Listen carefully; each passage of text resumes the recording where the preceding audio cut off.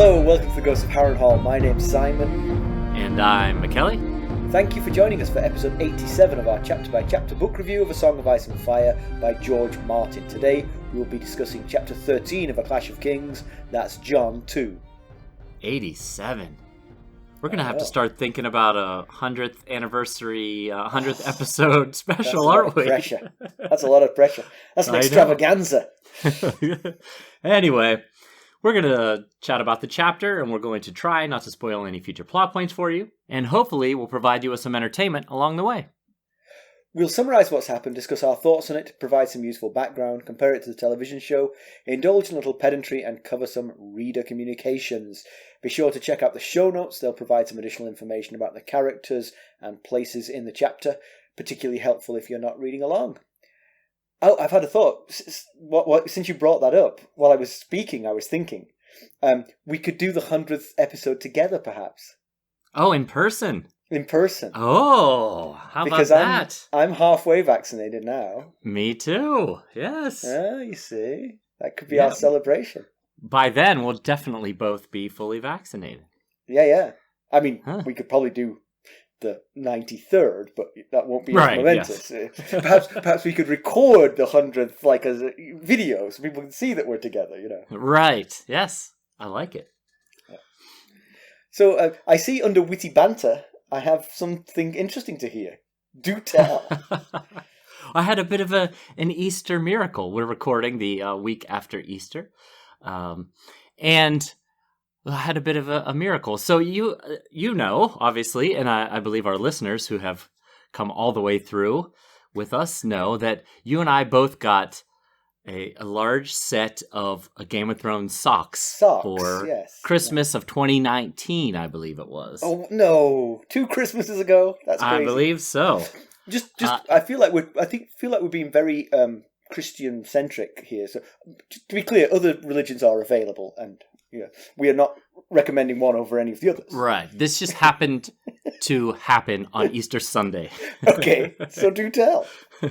So you washed your socks. I finally washed those socks. So I got a 12-pack of socks, and of course, within 2 or 3 weeks, one of the pair of the Baratheon sigil socks disappeared. Oh. Had never seen it since. That's a shame. A year and 4 months ago now. On Sunday, I was taking the stuff out of the dryer, and it was just in there. It was just sitting in there with the other laundry. And I looked at it and I was like, why would I have one sock? Why would I have taken that? Because I kept that other Baratheon sock because I didn't know what else to do with it. As you would. So it's just sitting in my nightstand thing. Or not nightstand, but my dresser. And so there was a Baratheon sock sitting in the dryer. And I was like, where could this have come from? So I took it and I went into the to my dresser, and sure enough, the other half of it was sitting in there. And so it's not like you went on a hopping contest and wore your one lucky Baratheon sock. Right. That was still in the drawer. That is amazing. It's really the craziest thing. I do have a theory, though. Okay. There was a fitted sheet in the dryer. Yeah. You know those fitted sheets have like those crevices for the part that goes over the mattress. Yeah. I'm wondering if it was tucked inside of the fitted sheet and I just never knew it. Do you have lots of fitted sheets and they're on a very long rotation? Yes. There's, Stacey. I've met Stacey. She does her due diligence, especially when it comes to things like sheets. So we have multiple sets of sheets that go on at various times of the year and get swapped out and stuff like that. So it's possible that this fitted sheet had just had gotten lost in the rotation. Well, that's amazing. It reminded me of something that happened in my house, which this is kind of a strange one. We have a white bowl with flowers on it, and it's just one of the bowls. We are not like Stacey. Our cupboard is full of mismatched plates and bowls and cups. Nothing matches. It's all just a hodgepodge. But we have this one bowl. It's white and it's got flowers on it, and it's kind of a good size for cereal. Lucas uses it for cereal. And we'd had it for, I'm going to guess, 3 or 4 years. when I noticed doing the dishes that there were 2 of them. I'd never noticed. It was like twins. It was like Parent Trap. I was like, did we get another one of these? And they were like, no, we got them in a set of 2. And I was like, you got Parent Trapped by your bowls. Extraordinary. I mean, because it's not like, it's not like the fitted sheet. They're not on a rotation. These things are washed all the time. I mean, you'd think at some point 2 of them would have showed up together. Exactly. And you would have seen them. It still baffles me that I didn't notice that. I mean, we'd had them years. I mean, they were showing wear and tear, equal wear and tear. It's not like one had been set aside, hiding from view. You know? Did they have the exact same scratches in the exact same locations? It wasn't that much wear and tear. So yeah, that just reminded me of that. Although that's a very different story. Well, I do like your story. I also like the mundane explanation. I mean, I like magic, but I'm okay with mundane explanations too. It's just a guess. There was a fitted sheet in there. It's the only thing I could think of as to how this sock could have randomly shown up a year and 4 months after going missing. The other thing that reminded me of actually was, this is going to be more than a year ago because it was in the office at work. I was walking along in the morning and a sock fell out of my trouser leg. These socks, see, they just come out of nowhere. And it wasn't one of mine, it was like one of Carson's or something. I was like, what the heck? Luckily, it was someone in your family's, at least. Yeah. A random person's sock. Who did that? Oh, man. It was cold this weekend, was it not? I don't particularly remember, but yes, I'll go with yes. If you were in Boone... Oh, it was cold for you, yeah. Very cold this weekend. We got down, I think it was the chilly low... here too, I remember that. It was chilly here. We got there Thursday, about a little afternoon, and the low Thursday night was like 14. Fahrenheit. Yes, 14 degrees Fahrenheit, yes. And we got up... Oh, that's exactly minus 10 Celsius. Was that? It's minus 10 Celsius. Oh, okay. Minus 10 Celsius. Yeah, right. Yes. Actually, that means more to me. Now I've translated it into Celsius. I now feel the cold more. I'm like, oh, God, that is cold. Yeah. Well, we got up Friday. We were there with friends of ours who had the cabin, and they invited us up to it. And we were going to go... It was super cold. It was well below freezing, even when we were getting ready to do something, which is like 11:30. And we were going to just do some indoor things. You know, we were going to hit the outlets because our friend's son forgot to bring pants, because that's what boys do. They forget to pack pants when they're going to the mountains. And so we had to stop there. We're just going to, hit a few indoor places. And so we get into our matching minivans, and I start up our ancient minivan, and they start up their significantly newer minivan, but only it doesn't start. Their battery was dead. And that set off a 4.5 hour fiasco of trying to get this battery, this car started. We tried to jump it with my van, but it wouldn't start. So I called AAA. AAA came out, but in the meantime, it took them like an hour to get out into the mountains where we were. In the meantime, we kept trying to jump the van. Wasn't with my van, their van wasn't happening. So I told the husband, Scott, I was like, take my van, drive into town to Walmart, buy a new battery, and then we'll just replace, your dead battery. So he goes off and does that. Meanwhile, the AAA guy shows up. He jumps the thing in like 5 seconds. Like it was like snap. The car was up and running. Did you phone Scott and say buy 2 batteries? Apparently mine's no good either. Yeah. So I drive. He's like, well, come down to Walmart and we'll install the battery in the Walmart parking lot. So I drive down there and I get there. Him, his son, and me are trying to replace this battery. It is like biting cold. Like, oh yeah, can't barely breathe how cold it is. And he's taken the thing off and he drops the socket of the wrench down into the car, but it doesn't go all the way through. It stops like somewhere in between. So we're like, oh no, how are we going to get this out now? So he's like banging on things, shaking it, trying to get it to pop loose, which is not helping. Eventually he takes the oil dipstick and starts jamming it into the hole where the ratchet fell into, and eventually the thing pops out, and we're able to finish the process. But good. Through a new hole he dug in the bottom of the car. Yes. Anyway, so that sounds like a mess. That was not so much a miracle, although the ratchet must have felt out like one at that point. Yes. Well, we digress because we have very little to talk about today. This is one of the least eventful chapters that I can remember in the whole book. Yes, like how you referred to the last Arya chapter as Arya takes a pee in the woods. I think this one would be Jon sees a big tree. That's about it. And resists the temptation to take a pee. Yes. All right. Well, where did we leave Jon? He was finding Sam Tarly in the library, surrounded by maps and books. Sam was nervous about the Great Ranging. Jon talked to Lord Commander Mormont about Maester Aemon's lineage, and Jon reaffirmed his commitment to the Night's Watch. So, Mackelly, why don't we give him a summary of this one?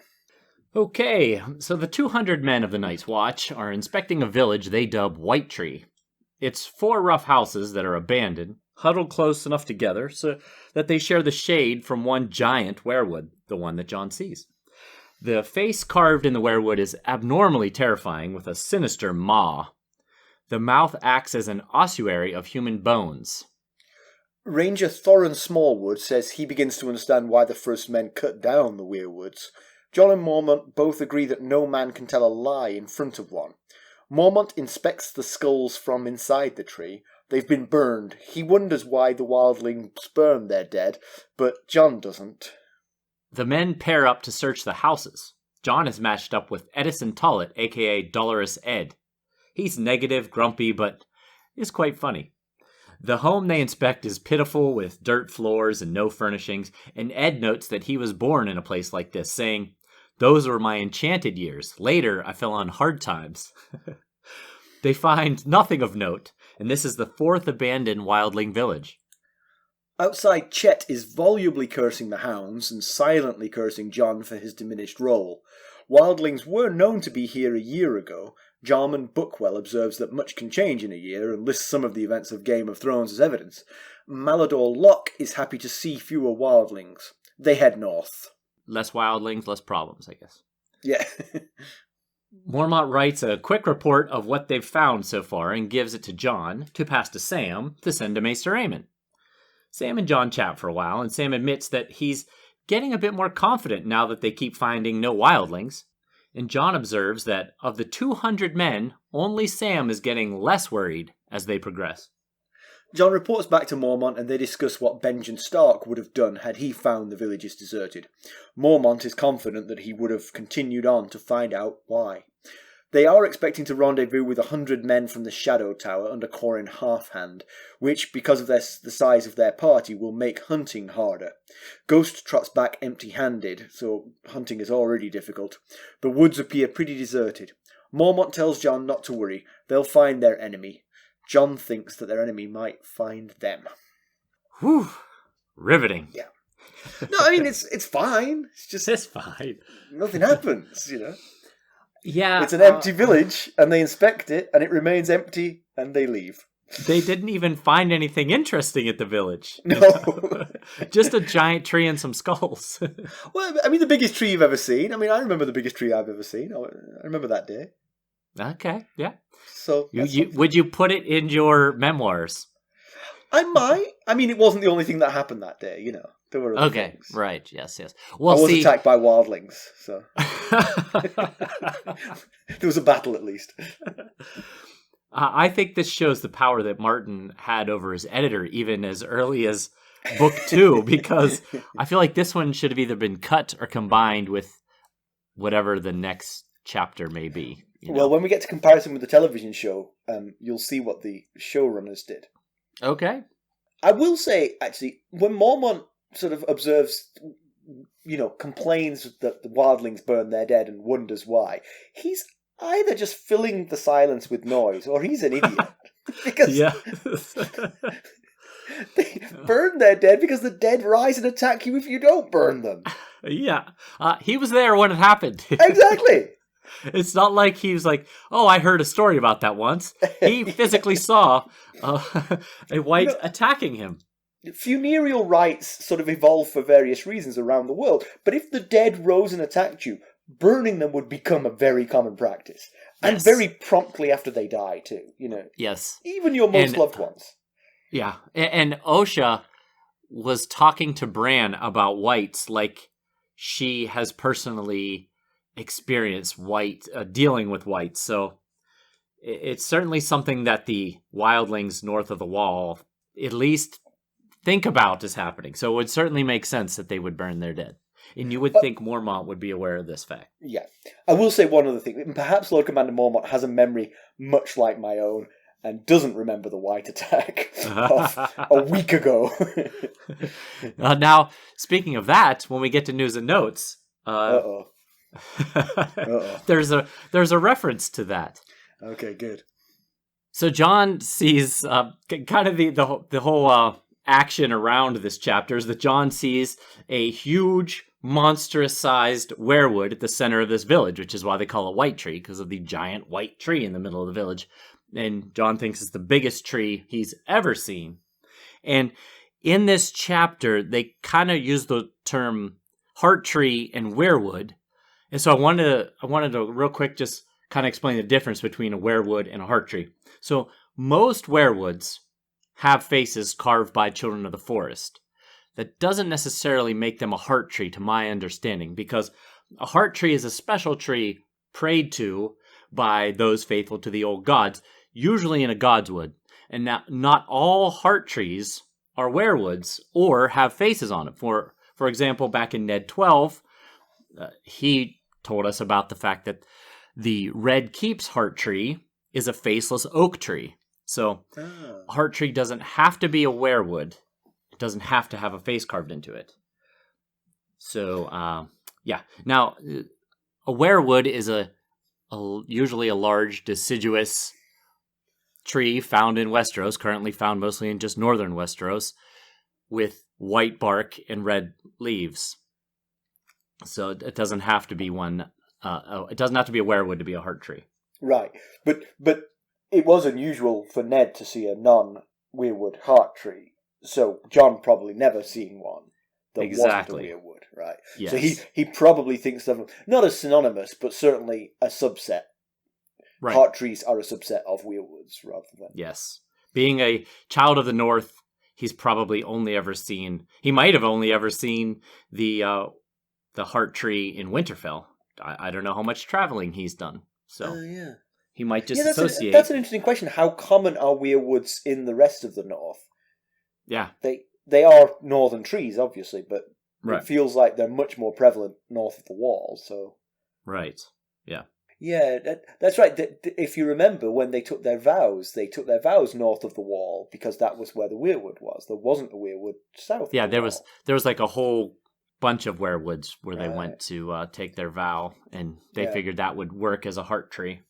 Right. But Jon mentions that he could feel the power of this tree, and he says it right after Mormont says that it's a very old tree. Obviously, the thing's huge, and I wondered if Jon was feeling the power due to just the general size and age of the tree, or was it literally giving off some type of vibe of power? Yeah. I mean, he's a Stark, so you'd expect him to be more attuned than Southerners are to the old gods. Right. You would think he'd be more in tune than Thorin Smallwood, who wants to chop the tree down. He's from the Riverlands, so. Right. And we've also seen Bran have plenty of supernatural dreams and give off some kind of special connection vibes with nature, especially with his wolf. Yeah, so we mentioned in the summary that Jon thinks that his Lord Father believed that no man could tell a lie in front of a heart tree because the old gods knew when you were lying. I'm not sure what they would actually do. Would a branch fall from the tree and smack you across the head? Whack you, yes. That's what it does. Yeah. Now, we have heard it said that greenseers could see through the weirwoods. They could see the future and the past. So maybe that saying stemmed from the days of when there was no point in lying to a greenseer because he could just check your your statement. Yeah. Then there's also right in the same area of the chapter, Mormont says that children of the forest could speak to the dead. He's holding a skull and he's wondering why there are burned skulls in this tree, and he's wondering what happened to everybody in this village. And he thinks, if the children of the forest could speak to the dead, unfortunately I can't. And he tosses the skull back down.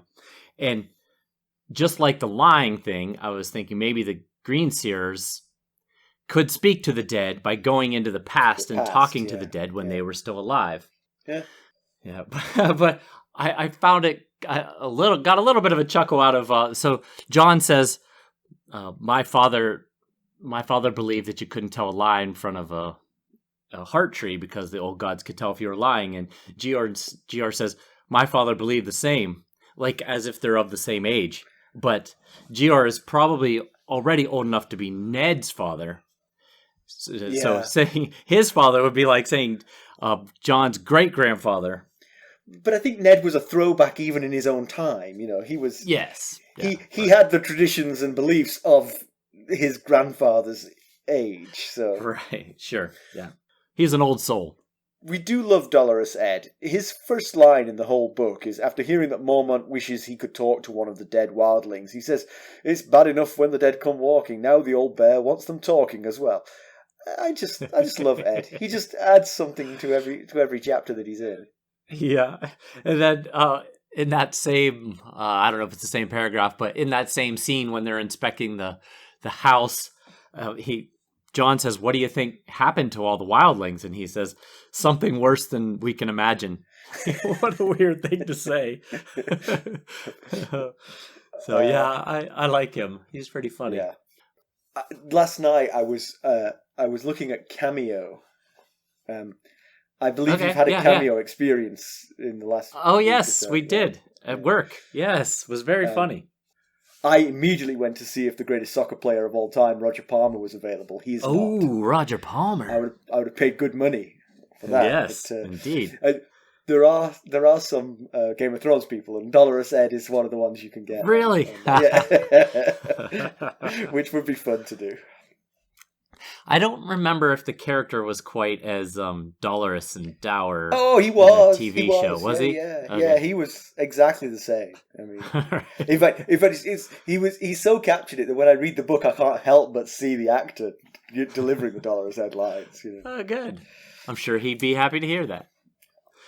Yeah, I like Dolorous Ed. But so something that struck me is Longclaw gets a mention, and Longclaw is Jon's Valyrian bastard sword, and it was given to him by Mormont after he saved Mormont's life from the White. And I was thinking about it, the fact that it's to me it seemed ironic that House Lannister, the richest house in all the realm, has been trying to buy a replacement for their lost Valyrian steel sword, Bright Roar, for more than a century with no luck. Yet this lowly steward of the Night's Watch is running around with an invaluable sword strapped to his back. Yeah. And there's just some irony there. I think you're supposed to think that they come to those who deserve it, I guess so, yes. Maybe that's why the Lannisters have lost theirs. So Jon makes eye contact with Chet, and Chet narrows his eyes. He's still bitter over Jon's role in his change of profession. If you remember, he was Maester Aemon's previous steward before Sam got that role at the suggestion of Jon. And Chet moved from steward to the Maester to kennel master, which is pretty rapid and significant demotion, you would imagine. Yes, you go from tending the beloved Maester of Castle Black to tending to the dogs and probably sleeping in the kennel. I don't know, but yes, he doesn't seem to be happy about it. Yeah, Jon has plenty of enemies, but Chet's definitely one to keep an eye on. Yeah. We also meet Bedwick, who is only 5 feet tall, but apparently he's very adept at climbing. They get him to climb the weirwood to look further north to see what's coming up. Actually, I wonder about that. I'm not much for climbing trees, but if you climb a tall tree, is it that easy to see a long way in front of you. I know Bilbo Baggins did it, but I wondered if real people can do in it. Mirkwood. because as you get higher up, you're in the crown of the tree, and so your view is still obscured until you get to the very, very top. But the very, very top of the tree is spindly, thin branches, which wouldn't take you away. So I definitely take your point there. I do, yes. I guess it would depend on how the tree is shaped. Yeah. If it's got very thick branches and leaves, you'd have to get way out on the edge of the end of a branch to be able to see what's out there. But if it has more sparser branches, you might be able to get away with it, I guess, by staying near the trunk. But he's obviously adept at climbing because he can do exactly this. He can go to the very top of the tree, look far afield, see what's coming up. He sees a lake up ahead, and they head in that direction to camp for the night. But he's nicknamed Giant, which I think is just a little bit cruel. I think it is. It's like naming like a big heavy guy Slim or something like that. You know, Is that why Carson calls me that? That's why your cat used to call you that. Yeah, that's right. Have we told them that? I don't think so. So my wife can read our pets' minds. She knows what our pets are thinking, and she has different voices for each of them. And our old cat Stella, who we love very dearly, and we miss her. It was only Stella. She had the voice of Smeagol from Lord of the Rings. Right, yeah. Whenever I went near her, or like had to give her flea treatment or something like that, or give her a pill, Carson would be on hand to explain what Stella was thinking, and she would always say, in the voice of Smeagol, "The fat one hates us." and I did notice that was my wife calling me the fat one, but she said it was the cat, so I couldn't really blame Carson for that. Right, yes. What's she supposed to do? She's the messenger. You can't shoot the messenger. Yeah. Occasionally, I try to read the pets' minds as well, and I'll say something like that. As long as it's offensive to me, Carson will immediately then play along. She will say, "I didn't know you could do that too." He's on to you, Twiggy. Now, what happens if it would be offensive to her? Then no, you're not reading that. Yeah, correctly. I'm faking. I'm making that up. Yes, that is not what she said. Well, so Thorin Smallwood, he is wearing Jeremy Riker's fancy armor and cloak. John tells us, and it's because the Night's Watch wastes nothing. So even though it is decked out in the sigil of House Riker, Thorin Smallwood has taken it over because I guess he asked if he could have it, and they don't waste things in the Night's Watch. When did Jeremy meet his demise? Was that with the White? He was killed by Jafer Flowers White, not Other's White, which is the one John was fighting with. So yes, but then speaking of Thorin Smallwood, he suggests when little Bedwick shouts out that there's a river up ahead, Thorin Smallwood suggests they camp right here in White Tree, and immediately Jeor Mormont says, "No, we're going to keep moving toward the lake." Now, of course, he gave a good reason. First of all, there's only 4 houses and 200 men, and they can fish at the lake for food. But I thought his immediate no might have been just to kind of put Thorin Smallwood in his place, because as we learned in the previous Jon chapter, he doesn't seem to care much for Thorin Smallwood. So he wanted to ensure that Thorin Smallwood knew who was in charge. Although I will say, I wonder if part of it might be Mormont's fear of the village. That he is creeped out by the empty wildling village and wants to get away from there. But just use the fishing as an excuse to get away from this village. Yeah. Yes, that's why I'm not riding that roller coaster. I like fishing. There's certainly valid reasons, but his immediate no, I was like, he's trying to put Smallwood in his place. So they are all spooked and puzzled by these 4 empty wildling villages. They knew that these villages weren't empty as recently as a year ago. everything seems more mysterious and sinister north of the wall. It is possible, you've raised this point before, that with 200 men tramping through the woods with, 300 horses and a caravan of supplies materials, and stuff. Yeah. the wildlings might have just moved out for the night until they passed through, but that's not how it appears. It does appear that this is truly abandoned. Yeah, it's just this is the fourth village they come across, and no wildlings are there. But would the wildlings have just stuck around and wait to find out what this 200 person army of the Night's Watch wants? You'd think they might just drop everything and run and scatter. That goes to sort of one of my sort of pet peeves about the Night's Watch is, what is their relationship to the wildlings? I mean, obviously there's some animosity between them, but do they routinely kill wildlings on sight, or do they talk to them and have discussions about what's going on with them? Do they use them as intel? That's what I would think they would do, but if it's the former, then if I was the wildlings, I would scarper. You're right. Yeah, I guess it does depend on the relationship with that particular group of wildlings. But I think we're supposed to believe that these wildling villages were bothered by others and whites. I mean, that's really what we're supposed to think. But one thing I'll say about that is that these are basically the 4 closest wildling villages to the wall. And I would think that if the menace of what's coming, the others, let's call it, comes from the north, this would be the last place they would reach. You know what I mean? They would all be flowing. The traffic would be flowing toward these villages. Right. Whereas these people, they haven't seen them, so presumably they've gone north, away from... Yeah.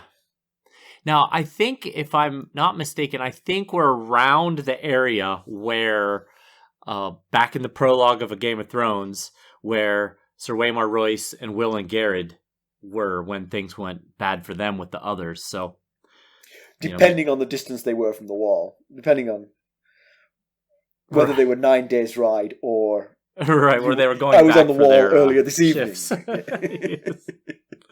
Yeah. Jon says that he and Tywin had a conversation discussing the missing game in the woods, and that Jon suggested, well, we're a large party, maybe we scared the game away. And Tywin said, well, they were frightened away by something, and the something was, I think, in italics to indicate that he was saying it was something more sinister than just us. Yeah, and when ghosts can't catch anything, then I'm definitely thinking it's more than just the noise of the Night's Watch. Maybe, yeah. He has probably a pretty wide range that he can hunt in. Yeah. So the disposition of the Night's Watch is Jarman Buckwell leads the scouts that range ahead of the main body. The vanguard is commanded by Thorin Smallwood in Jeremy Riker's clothes. Mormont has command of the main body. Malador Locke is in charge of the baggage train, and Otwin Withers brings up the rear guard. You've got to imagine that progress is pretty slow. They don't have any roads. You can imagine there's quite a bit of snow on the ground. Equipment and provisions for 200 men would be significant. I don't think the chapter mentioned whether they had wagons. They did. It didn't mention it. Right. But, so that speeds you up considerably if you don't have wagons. But you can't imagine they're making a lot better time than Arya, because they don't have roads and they do have snow to deal with. Yeah. And they're basically traipsing through the woods because they're in the haunted forest. So they can't even just go in a straight line. They've got to go around trees and over hills and things. Yeah. So yes, would be slow going. So Sam is teaching the ravens to speak. When Jon arrives, several of them say snow. Jon is thrilled by this. One bird croaking my name was enough. Jon reports back to Mormont that Sam is training the birds to speak. Mormont thinks Sam will regret this decision. He says that they make a lot of noise but say nothing useful. I know some people like that. Hey, I see who you're talking to. Not you, of course. Present company excluded. Yeah, I wonder. I guess he's just bonding with the birds because he's with them all day. He's got nothing else to do. He figured out to teach them to talk. Maybe we can converse. That would take your mind off the fact you're terrified for your life. So teach these birds to talk. Exactly. Well, during the conversation between Sam and Jon, we learned that Gren is now an outrider, but of course in my notes I put outsider. So, which really maybe threw he's me because I was like, I don't remember. I did not pick that up from this chapter, but yes, that makes a lot more sense. Yes, outrider, not outsider. And Jon jokes, since Sam tells him he's no longer as scared as he once was when they first went north of the wall, that Jon jokes that he'll talk to Lord Commander Mormont about making Sam an outrider as well. And he says, "Don't you dare." But if you recall, Gren is the big recruit friend of Jon's that Alistair Thorne dubbed Aurochs.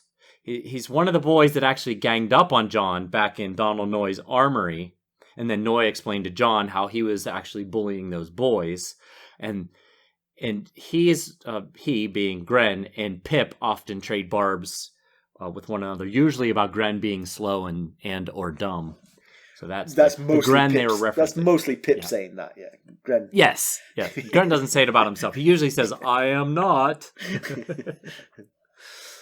So Jon and Mormont, as we mentioned, discuss if Benjen discovered the empty villages, what he might have done. They think he might have continued on northwards to try and find out why. It is a reasonable thought. He was the first ranger. That's the kind of thing you'd imagine the first ranger would take on. Right. But, yeah. And also maybe it perhaps explains why he's separated from Jaffa Flowers and Other. Maybe at the fourth village he said, "You know what? You guys go back and mention that these villages are all abandoned. I'll keep going and try and find out where the wildlings have gone." So that might be. Good point. They likely didn't have any ravens with them, so they couldn't send word back via bird. So yeah, it would make sense. He told those two, "You guys go back and report back what we're finding. We'll keep going and trying to figure out what's going on here." Yeah. But he's been gone a long time though, right? Yeah, he has been. Yeah. So it makes you wonder if he was doing that, either possibly he's been captured and they're holding him captive, or he's dead, or maybe he's pretended to have deserted the Night's Watch, which I guess would be kind of a hard sell for Benjen Stark, the first ranger of the Night's Watch, to have deserted, but, maybe he snapped. Well, I mean, you could argue, look, I've gone as high as I'm going to go. I really don't see a future here. I'll become a wildling with you guys, Particularly if you're being held at sword point. Right, yes. You know what? I'm with you guys. Yeah, so anyway, the whole thing is kind of troubling and spooky, but there's not an awful lot to discuss. So let's head on to background. What have you got for us, Mackelly? Well, there wasn't a great deal of background opportunity in this chapter, so I thought since they have gone north of the wall, I thought we might talk about a certain something that refused to go north of the wall. So, around 58 AC, the date's not exact, King Jaehaerys and Queen Alysanne planned a royal progress through the north. At the start, King Jaehaerys was detained in King's Landing due to some royal obligations of his, so Queen Alysanne started the progress without him. She first flew her dragon Silverwing to White Harbor, where tens of thousands of northerners turned out to cheer Alysanne and gape at Silverwing with awe and terror. The Queen and Silverwing then flew on to Winterfell. And at Winterfell, Lord Alaric Stark refused to allow Silverwing within his walls. He was recalling the burning of Harrenhal by Aegon the Conqueror and Balerion, so you could understand that. Except just point of contention here. I would do whatever the dragon wanted, bearing in mind what happened to Harrenhal. You have a point. He can't really stop him. Right. If he wants to come in, he's going to come in. Whatever you want, you do it. Just don't burn me to a crisp. That's all right. Yes, that might have been a better tact. But anyway, eventually Alysanne's charm convinced Alaric Stark to approach Silverwing, although he did so warily. And Alysanne grew restless in Winterfell, waiting for Jaehaerys to arrive, so she once again moved on without him, this time flying Silverwing to the Wall. On her way, she did stop at several northern keeps, such as Queen's Crown and Last Hearth, which is the seat of House Umber. At Castle Black, the men of the Night's Watch were as awed by Silverwing as the people of White Harbor had been, but Alysanne noted that Silverwing was behaving oddly. The dragon would hiss and snap at every chilly gust off of the wind coming from the wall, And the queen commented that Silverwing does not like this wall. And she, Alysanne, tried 3 times to fly Silverwing north beyond the wall, but the dragon refused and veered south every time she tried. Alysanne then wrote to Jaehaerys of her concern that Silverwing refused to fly over the wall, as the dragon had never refused her commands previously. Once again, Jaehaerys was unable to join her at Castle Black, so eventually the queen flew Silverwing back to Winterfell, where she finally met up with Jaehaerys, and from there, they flew to Torrhen Square, which is the seat of House Tallhart, to Barrowtown, the seat of House Dustin, and then back to King's Landing. Yeah, so that was the trip to the wall that led to the Queen's gift, right? Yes. She arranged for a large swathe of land south of the wall to be gifted to the Night's Watch for their provisions. Indeed. Exactly. I'll do House Tollett if you want. Yeah. So, Dolorous Ed is Edison Tollett.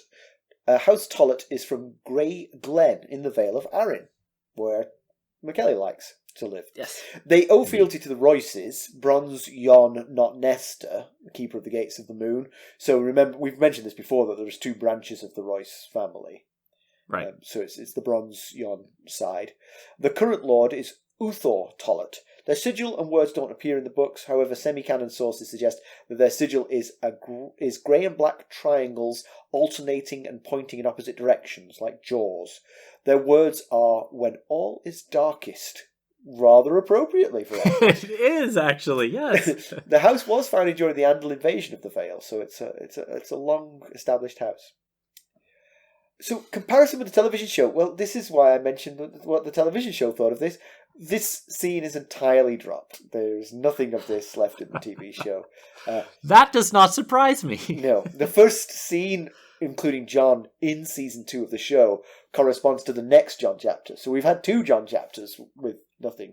But if you remember, they fast-forwarded at the end of season 1. Season 1 ended for Jon with him heading north of the wall. Okay, the ranging right. had already started, so they fast-forwarded a little bit. I will say that Ed's line about having fallen on hard times does get reused in the first scene of Jon in season 2. Okay. So they do use that line, but it wasn't in this place, it was in the next place they visit. So of this whole chapter, the only usable bit was that one sentence. One funny line, yeah. Which was the best part. I mean, I got a chuckle out of it. So, Pedantry Corner. So, Ed Tollett, he's a Tollett. They are a family. They have a last name. Surely he must have grown up richer than he indicates. He might just be a comedian. I think so. Yes, because even if he didn't grow up, maybe he was from a cadet, lesser house yes. of House Tollett. He still would not have had his enchanted years being in a little shack like they're in right now. So, do we know why he's at the wall? Presumably, we do. In fact, yes. He is there because he was actually recruited by Yoren, and Yoren recruited him by telling him that women love a man in uniform. he glossed over the whole no fathering children vow of celibacy type thing. That's awesome. That's great. I'm glad I asked that. So also, I've mentioned this before, but surely Lord Commander Mormont remembers the wight that attacked him when he asks why do the wildlings burn their dead. Come on. Unless he's blocked that out. I 100% agree with you there. My piece of pedantry that I thought about while I was reading this chapter was actually not necessarily about this chapter, but it was while I was reading this chapter, it dawned on me that, so the last Dany chapter, we learned that Jorah took out huge loans and sold poachers to slavery to keep Lynesse happy. Yet Jeor told Jon that his sister Mage sent Jeor, the sword, Longclaw, to Castle Black after Jorah disgraced himself and fled to Essos. So, if Jorah was so desperate for funds, why would he not sell the most valuable possession that he had? The Lannisters would have paid a mint for it. There's rumors that the Bright Roar, which is the Lannisters' old sword, that they paid a weight of gold enough to raise an army for Bright Roar. Right. So, he could have solved all his financial problems just by selling the sword. And clearly he wasn't below disgracing himself, or above disgracing himself. Well, there's the thing, perhaps, you see, Jorah is an interesting character, because Jorah, his backstory is one of, pretty shameful behaviour, As Lord of Bear Island, you should not do the things that you did. And being blinded by love is an excuse only up to a certain point. But there's a line he didn't cross, and that perhaps goes to the man he really is. He was blinded by love, and he got himself into a bad situation and was forced to do things he shouldn't have done. But he didn't cross the ultimate line of selling the family heirloom. Yes. That is very, very possible. Yeah. I had a similar thought. Because he seems an honourable guy now. I mean, he seems to, Right. His interactions with Dany are all that of a very upstanding and noble knight. So far, yes. Who fancies her? But, Yes, right. Yes, you're right.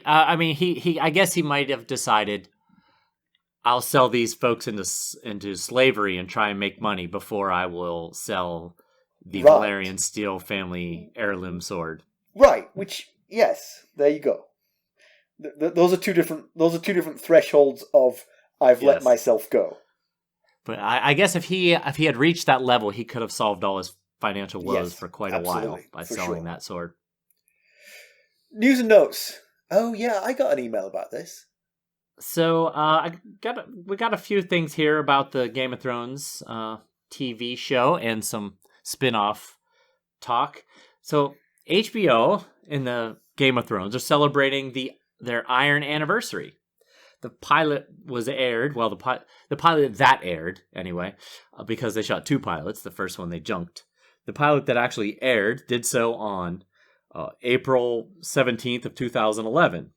So, for the rest of this April of 2021, HBO will be celebrating with a bunch of new content, like new behind-the-scenes footage and clips and trailers and cast interviews and a whole bunch of other stuff. And if you go to the HBO Max specific page for this, HBO Max has a page dedicated to this Iron Anniversary. You can find out about all kinds of stuff that they're doing. And unfortunately, by the time this airs, the marathon that's being held on April 10th will have already happened. They're doing a marathon where starting at 10 a.m. on April 10th, they're airing all of the episodes in a row, and they want you to watch. They want you to binge watch the marathon for charity. Various charities, in fact. So I could do that.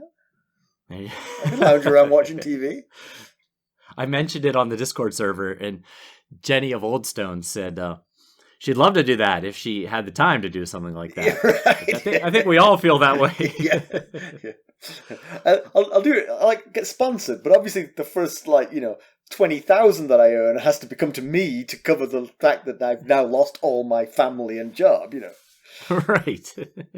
So Max Borenstein, part of the team that developed the Game of Thrones prequel that got cancelled, revealed some in an interview with the website Collider. He said that he and his team had put in a ton of work. They developed the world. They had a script, a title, and other things.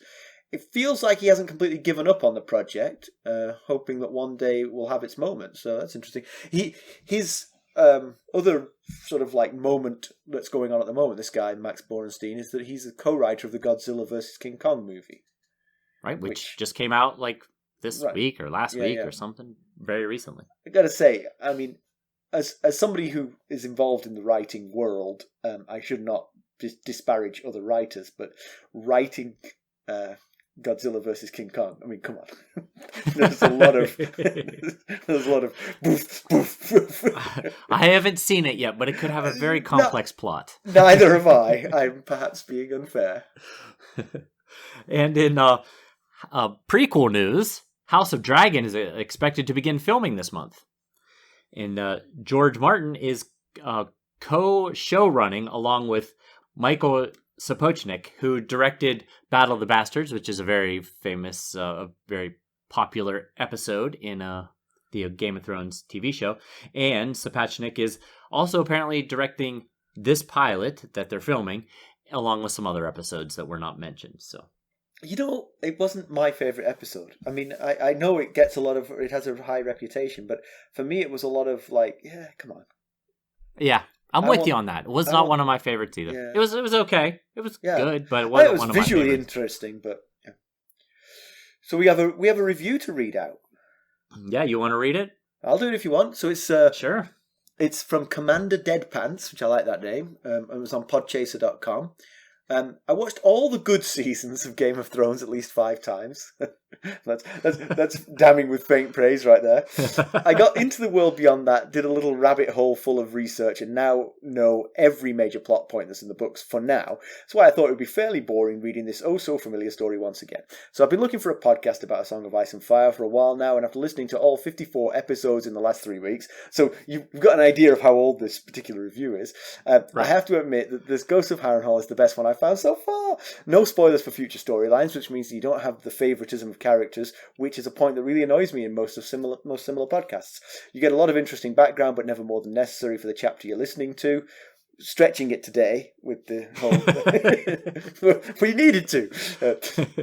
And those 2 guys are just plain likeable. I love the breakup of every episode in different chunks of information, and the soft flavour of amateur, hey now, makes you feel like you listen to a conversation of 2 friends. Oh, and by the way, I already got the second book besides me in case the first one is over faster than I thought. So thank you very much, Commander Deadpants. That's very kind. Yes, thank you. That was actually great. I think that's us in a nutshell right there. You know, yes, we're likable and amateurish. Indeed, what we are. more could you want? That's pretty much all we got going for us here. Likable and amateurish. No, we also just today, in fact. Well, thank you, Commander Deadpants. That was a really fun review. I appreciate that. So just today, in fact, we got a really fun email from a listener named Ross. And among the other very complimentary things he said about us, he said that the way we discuss plot points as they unfold, and so like we don't know what's going to happen, sometimes makes him forget that he does know what's going to happen. And in my response back to him, I thanked him for that and said, we work pretty hard on making sure we don't spoil things for future listeners. And I said, oh, and here's a secret. Simon isn't always pretending. Well, I wondered how that joke was going to end. I suspected I would be the butt of it. Yeah, no, God, no. I mean, it is weird. It is weird how many important plot points I've forgotten, Like, yeah. I didn't remember this chapter, but good God, 2 days from now, I'm not going to remember this chapter. But, right, yes. But there are significant and important plot things that I've definitely completely blanked on. So I'm really looking forward to this. We got several more years of fun. That's the whole point of not spoiling, is it? So we don't spoil it for you, really. Right, yeah. If you tell me what's happening, I might check out. Oh, right. I'm not interested anymore. I know where this is going. Yeah, all right, I can tell whenever I reveal a plot point to you in the future, like a big thing, your face of like... It's always like, oh, he didn't know that was coming. Sorry, I've got allergies at the wazoo. It's killing me, this yellow snow. Ugh. Oh, yeah. Yeah. All right. So let's conclude. We did have to check in on Jon, but nothing really newsworthy. I guess there's a mystery around these abandoned villages, but hey, the others are coming. I would flee too. But I guess they could have all run off to join Mance Raider. They might have all decided, our little cozy village here under the tree is not good enough for us. We want to lay siege to a 700-foot wall armed with trained fighting men. That's what we'd like to do. It's a choice. Yeah. It's a decision. Or it's possible they may have heard the freight train of the Night's Watch coming through the woods and made themselves scarce for the moment. And in a few days, they will return to their little village and live happily ever after. There is a sliver of hope for Benjen, perhaps. If he found the same thing that they found, he might have continued to search for those wildlings to answer those questions. But as you said, given the amount of time he's been gone, something more than just curiosity is keeping him away from coming back. Yeah, but it's definitely possible. At least it could explain why he's been gone for so long and why he wasn't one of the whites that came back. Yep. He got separated from them because he went further investigating and sent them back. That certainly makes a good deal of sense. Yep. And Sam's doing well. Yeah. Better than most, it seems. That's good. So that's good. Yeah, the fact that he's becoming more brave while the others are becoming less so shows that he's not as craven as he thinks he is. Yeah. Or maybe he's just too naive to consider more sinister reasons for the lack of wildlings. He's appreciating it. Yeah, I mean, maybe that's... Because I don't think of him as naive. I think of Sam as being quite smart. But I wonder if his cowardice isn't as smart as the rest of him. You know, if his cowardice can only sort of like focus on the sort of near-term threats. So his conscious mind is aware of the bigger picture. But his cowardice is just like, well, actually, we're doing okay here. Nobody's trying to kill us. Right. I'm waking up every morning. Right. No one slit my throat in the night. We're doing all right. Which is a sort of bravery, I guess. You know, I mean, that's right. Yeah. We've met Ed. That should give us a few chuckles along the way. Yes, it's a good new character to add. I hope he sticks around for a while. Yeah, I hope so too. But it is grim up north. There's not much to recommend it. Yeah. It reminds me of what Robert told Ned in Chapter 4 of A Game of Thrones when they were down in the crypts, and he was talking about all the reasons Ned needs to come south. And certainly up here north of the wall, you're not going to get any of those fields of golden roses, the ripe fruits, the cheap summer wines, and certainly no half-naked girls. So, well, you might find those, but they would definitely have blue eyes and no manners. Yes. Yes. All right. Well, as always, you can reach us at ghost.harrenhall@gmail.com and follow us on Twitter at @GhostHarrenhall. We're on Facebook, Instagram, YouTube, and now Discord. And we're having fun on Discord. We sure are. It's a good time. And if you wouldn't mind going out and leaving us a 5-star rate and a really nice review like Commander Deadpants did today, we certainly would appreciate that, and we might read it here in a future episode. Definitely. All right. Thanks for listening. Thanks. Bye. Bye.